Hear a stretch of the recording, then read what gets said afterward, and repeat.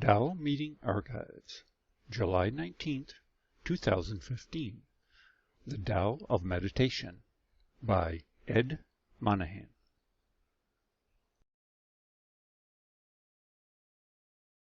Let's go ahead and do the meeting beginning ritual, everyone. 起立，面向佛堂，参加三鞠躬、一鞠躬，再鞠躬，三鞠躬，参加各位点传师一鞠躬，开班一鞠躬，请坐下。Please be seated. Well, it's good to see everyone, or at least communicate with everyone today. And Bill, thank you for your message. I've been particularly aware of those commercials recently as well. Strong point and well taken. Particularly the Carl's Jr. ones that have all the hot girls that are eating the big sloppy burgers. And I get it, but somehow I don't think those nice thin young ladies probably have that as the main staple of their diet. But the point gets across. Today, what I would like to do is, which again fits in, I think, with the theme that Bill established, is talk about different forms of mindfulness-based practice. Last week, I discussed yoga because that is the camp that we were running through with our kids at our school. And I've had a number of people ask me about this topic previously.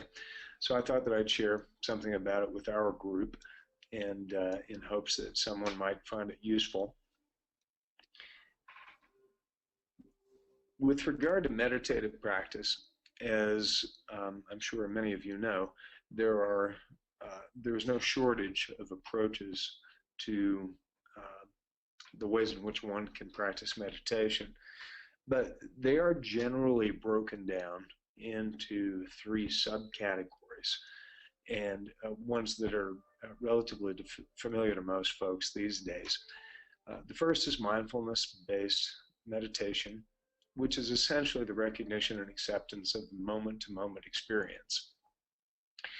We hear a lot about that in the media today, and I'm going to cover that topic in today's talk, focusing primarily on that.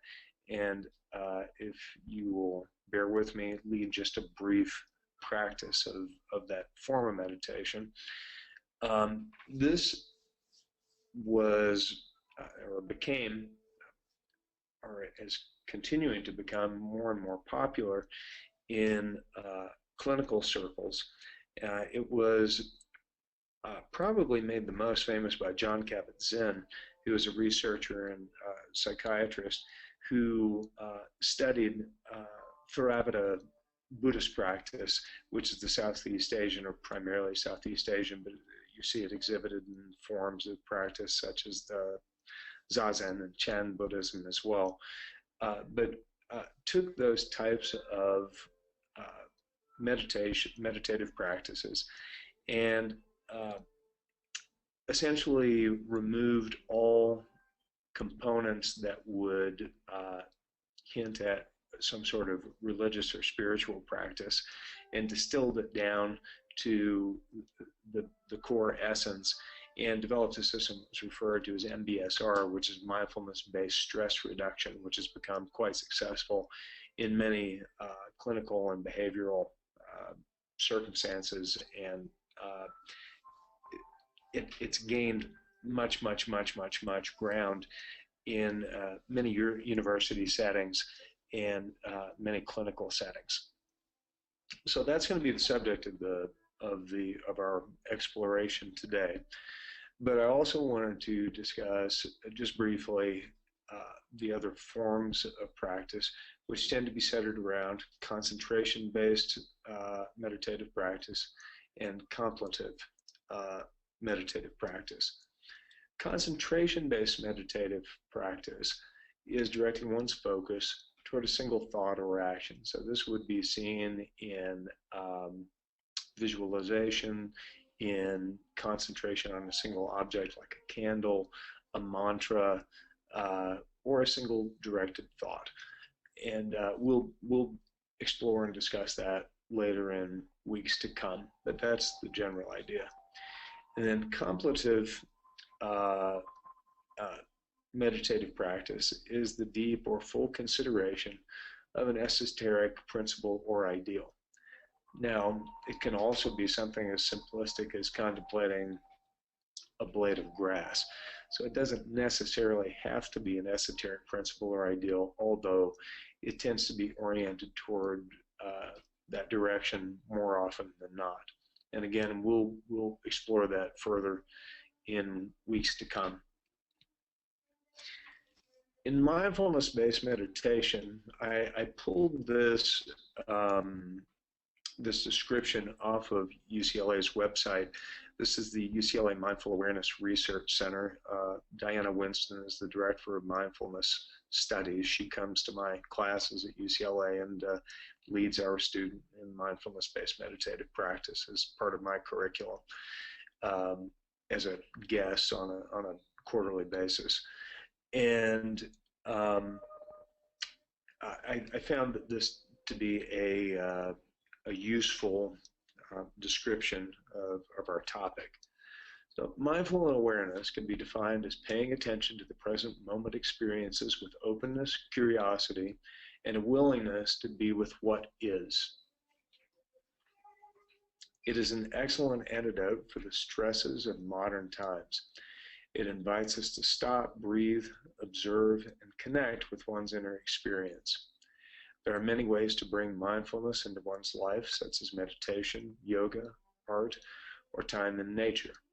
Mindfulness can be trained systematically and can be implemented in daily life by people of any age, profession, or background. In the last 10 years, significant research has shown mindfulness to address health issues such as lower blood pressure and boost the immune system, increase attention and focus, including aid to those suffering from ADHD, help with difficult mental states such as anxiety and depression, fostering well-being and less emotional reactivity, and thicken the brain in areas in charge of decision-making, emotional flexibility, and empathy.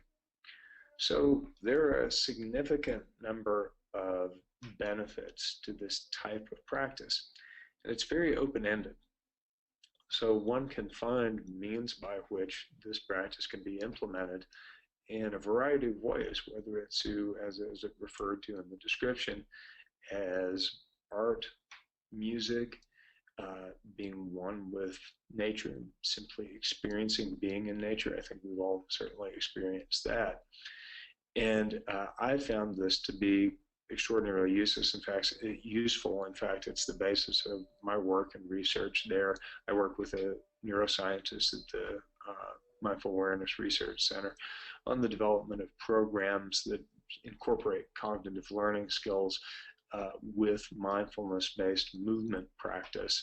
And that's what we do with our kids here at the center, particularly kids who have attention deficit disorders, Asperger's, autism, a variety of different conditions. And we found it to be extraordinarily useful when it comes to seeing these young people overcome obstacles that are set forth in their life. So there's a clear benefit to this type of practice. Now, I would, this is how this ties in perfectly with Bill's subject, I think. My wife walked by as as Bill was giving his talk, and shook her head and said, "We're living what made Rome fall." And I thought that was particularly poignant in that this degree of excess, I think, permeates the essence of a lot of our psyches and what we consider to be the creation of a successful life, particularly in the American mindset where more is always better. But then and that is certainly characteristic of the American mindset, but then I began to question, is that really more of a manifestation of simply human nature. And the thing that came to me immediately was that last night we have my brother-in-law and his wife and daughter who have moved in with us. They just moved back recently from Istanbul. My brother-in-law's wife is Turkish, and we've moved into a new neighborhood recently. And last week, some of our neighbors very kindly came to the door and gave us some cookies and introduced themselves. And Najla, who is my sister-in-law, I suppose that's the correct term, had made a dessert for them and walked it over last night. And it just so happened that a bunch of the other neighbors were visiting their house and they were having a little gathering, a little get-together. Well, when we went in, there were a number of neighbors there, and I found it very interesting that I was the only native-born American in the group. It's even ironic that I say that because both my wife and her brother are literally Native American, so they're actually part of the First Nations, which is from Canada, and so they're really kind of first dibs on the continent if we talk in real terms. But anyway, you get my point. I'm from Kentucky and was born there. Everybody else was either Canadian, Iranian, Jordanian, a variety of cultures from the Middle East. And it was wonderful because there was this huge feast laid out on the island in our neighbor's kitchen. And it was filled with baklava and I don't know the terms for most of the food, but man, it was really good. But I looked at that and I kind of thought the same thing that I thought when looking at the hamburger commercial. Holy cow, look at all of this, the enormous amount of food here. And folks are sitting around stuffing their face until they can't really fit any more in their stomach. And as I was participating in the communication, observing this experience, and that brought to mind this thought of, do we just naturally follow this path? Is this our base nature, survival instinct, the root chakra of having to feast because we fear that there is nothing else that will ever come? We're preparing for starvation. And it's an interesting thought to contemplate. We certainly don't have to work hard for our food these days, at least not where we live. And then how do we combat these issues? Clearly, as Derek alluded to with the Heart Attack Cafe, or whatever the name of the place was, that it's all fun and good and kind of funny to talk about, but really, do we want that type of misery? Do we really want to feel that? The pain associated with that degenerative health, as he talked about with his friend who passed away. Well, I find that a great many people who visit us at our center, that is a vexing issue for them. They can't lose weight. They've tried numerous methods of weight reduction, and they have not been successful. And the primary issue is that they're simply unaware of the thought process. And without being aware of the thoughts, how can we choose to direct the thoughts? We can. That's what mindfulness is all about. Becoming aware, accepting as it truly is, and then through that being able to make the conscious choice, the elevation of consciousness, so that we can change the nature of our outcomes. What is that? Well, it's the equivalent of karma. How do we change karma? The only way that I'm aware of is through elevation of our awareness. and then choosing a course of action, taking action, placing it toward that end, and then allowing it to resolve however the universe sees fit to resolve it. So that being said, I'd like to offer you a couple of links. I know that Jeff reposts these things. I don't know if he does the slideshows or not, but I've provided 2 links. The first is a link to the Mindful Awareness Research Center's page that has MP3 files of different forms of mindfulness-based practice, meditations that are led by Diana Winston. And there are a number of them that are very useful.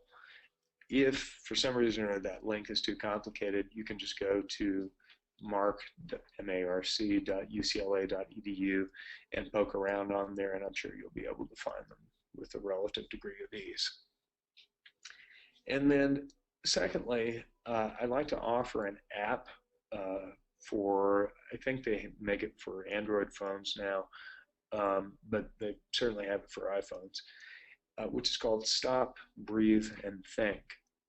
Now, this was developed by one of my fellow students, whose name is Jamie Price. She's a student of Lama Chödrön Gyatso Numpa, who I've referred to previously, who's one of my former Tibetan teachers. And she developed a whole program called Tools for Peace, which is a wonderful program for young people to develop and facilitate peaceful behavior and understanding and mindfulness between them. And this app is terrific. It was also developed, one of the members of the Sangha is Katie Lang, who is the singer, wonderfully talented lady. And she's offered some of her meditative practices that also are from, I believe, Lama Gyatso as well. And if you download that app, it's super simple. And it's a terrific app where you can just click on it and it will lead you through the process. You don't have to do anything. Jamie will literally go through the successive steps, and based on your particular emotional condition at the time and physiological condition, will kind of pre-program a couple of meditations that you can just punch the button and go right through. So it tends to be extremely useful and very, very user-friendly. So having said that, as promised, I'd like to lead just a brief meditation for you. And again, this will only take about 3 minutes, if you'll bear with me. So I hope it doesn't annoy anyone that I'm doing this. But if we can give it a go. So to start off with, arrange yourself, however you might be sitting, to where your back is straight. So you'll sit toward the front of your chair, and you can lean back on something, that's okay, but it's preferable to sit with your back erect. You can place your hands in a position that is comfortable for you, whatever that may be. If you like, place them on your knees, just for comfort. Allow your eyes to gently close, and start by simply noticing your emotional and mental state. Where are you? Do you feel calm, relaxed? Do you feel any anxiety, fear, anger? Wherever your state of mind or state of being happens to be, just simply observe it and allow it to be without any desire to change or shift from its current state. Take a moment and just check in.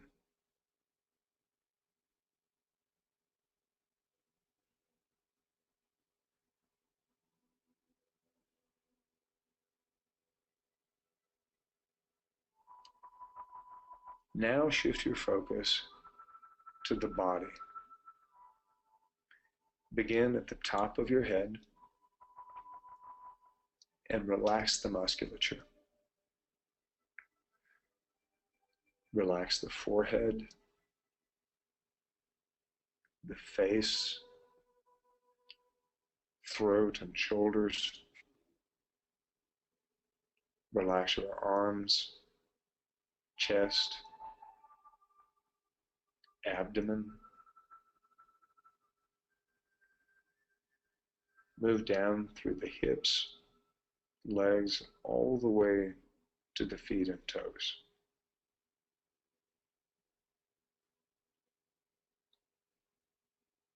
Be aware of any tension and release anything you find.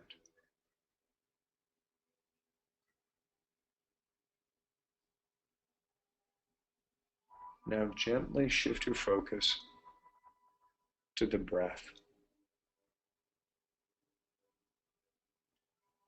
Simply follow the breath as it moves in through the nostrils, nasal passages,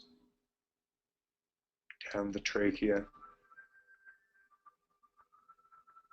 into the lungs, and out again.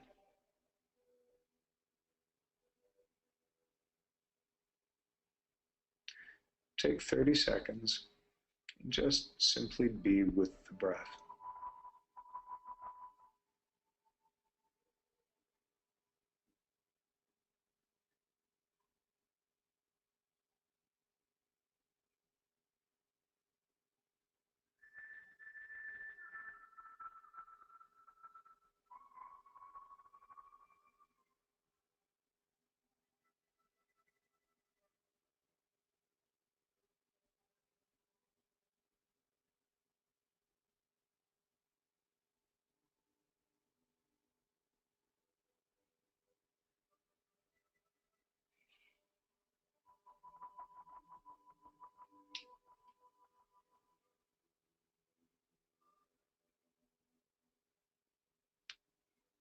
Slowly allow your eyes to open.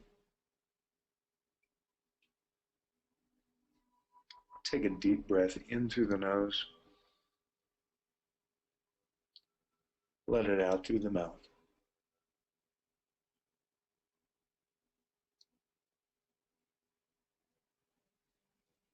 Very good.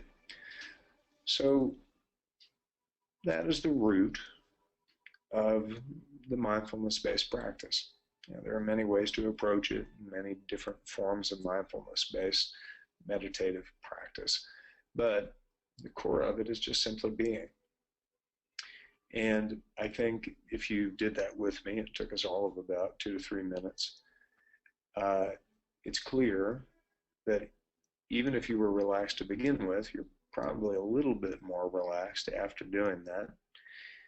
And much as Derek had mentioned and Bill had mentioned previously about the ritual, how that sets a tone. It sets our mind to a particular vibration. And so this form of meditative practice, the ritual being one of those forms of meditative practice, sets a tone. A higher level of contemplation and understanding, hopefully, to where we gear our mind toward the spiritual center, and our actions and our awareness begins to merge with that, so that rather than being focused on these survival instincts that drive us to gluttony and drive us to excess, that we can recognize that we can certainly exist on less, and that it's far more efficient from a physiological perspective for us to be able to accomplish that. So, perfect timing because the phone's ringing. So with that, before my machine picks up, I will bid you adieu and thank you very much for listening today. Thank you, Ed. That's a rather appropriate and fitting ending. Um, and I want to share with everyone that I myself have been looking into mindfulness practice quite a bit recently. Ed himself has been involved with mindfulness research for decades now. There is a large body of work from academia looking into every aspect of mindfulness practices, and these have now been formalized around multiple courses, training, most of which are free on the internet.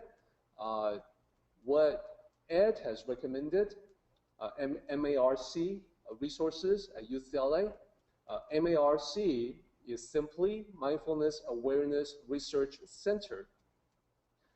Now, that particular mark, we also, on our Facebook group, in our Facebook group, we have our own mark, MARK, who will be posting links every now and then. So I'll be asking him to post a link to the UCLA mark, MARC, Mindfulness Awareness Research Center. Very good. Sorry, go ahead. No, I was saying very good. That's great. Thanks for being able to do that. I think it's helpful. What Ed has led everyone through is one, it resembles a very well-known meditation in the mindfulness practice, the body scan meditation.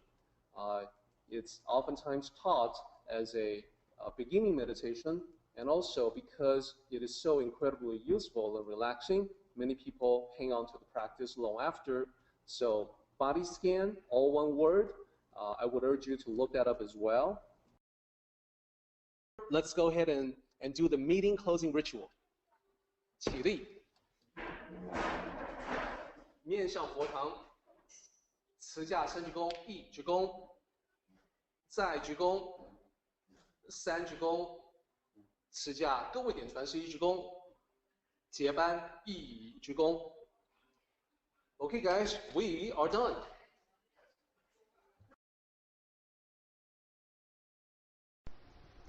Join the Tao meeting live to participate in the questions and commentary.